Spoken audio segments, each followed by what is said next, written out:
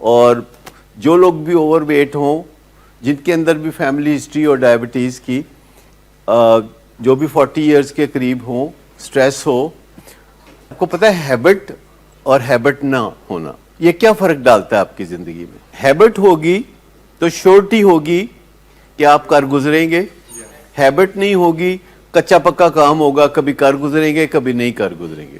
Habit جو ہے وہ پہلے سے پروگرامڈ ایکشن ہے۔ مثال کے طور پر ابھی شہباز شریف صاحب کہیں کسی ملک جائیں تو جا کے تو دوسرے ملک کے بادشاہ کو کیا کہیں گے؟ سر مجبوری ہے، میں مانگنے نہیں آیا، مجھے مجبوری ہے، ہم اپنا پسینہ گرائیں۔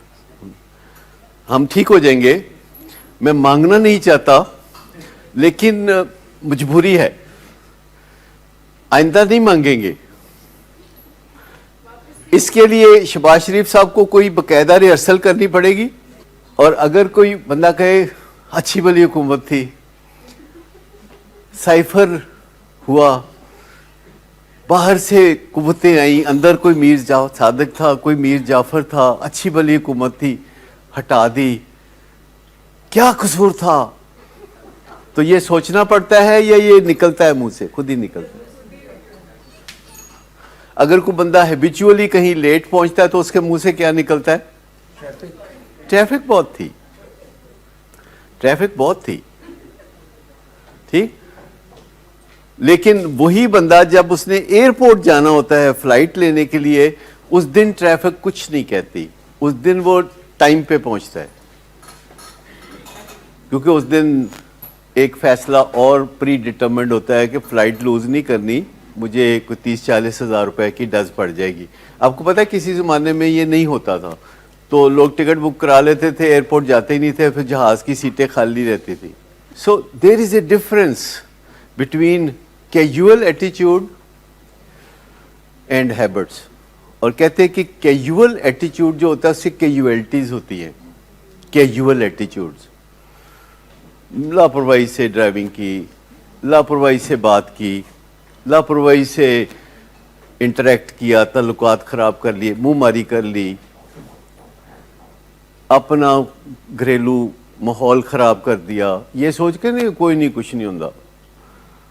اب مجھے بتائیے کہ آپ میں سے کتنے لوگ ہیں جو ہمسایوں سے اتنی بدتمیزی کرتے ہیں جتنے کہ اپنے گھر والوں سے؟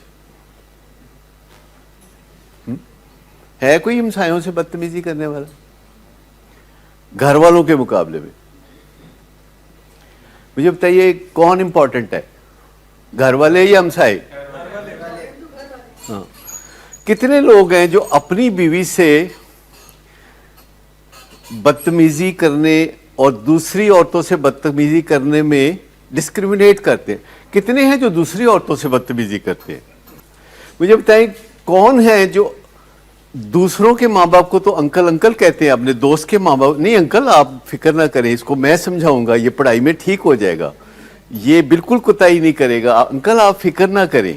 اور اپنے ماں باپ سے کیسے بولتے ہیں؟ جی نہیں، اپنے ماں باپ سے کیسے مخاطب ہوتے ہیں؟ ہاں، منہ اٹھا کے آ جاتے ہیں۔ جب اب یاد آیا ماں بن کے میرے سامنے آپ کو کھڑے ہونا، اس وقت آپ کہاں تھے؟ اس وقت جب بچپن میں وہ فلاں ملازم نے ایسے کیا تھا۔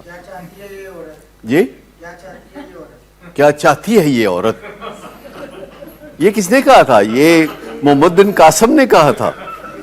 محمد بن قاسم آیا تھا جب، تو اس نے اس خط جس عورت نے لکھا تھا جا کے اس کو ملا، اور اس کو کہتا ہے کیا چاہتی ہے یہ عورت؟ مجھے آپ بتائیے کہ اپنی ماں کے علاوہ آپ کسی مدبر خاتون سے آپ نے ایسے کبھی مخاطب ہوئے؟ سوائے انکل آنٹی کے آپ کرتے کچھ نہیں ہے، ایک منٹ میں آپ دل مو لیتے ہیں۔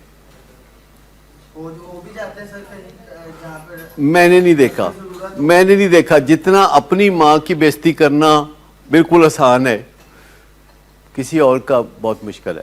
مجھے بتائیے کہ آپ میں سے کتنے ہیں جو اپنی کسی رشتہ دار خاتون کو کہیں ذرا ایک گلاس پانی تے دینا؟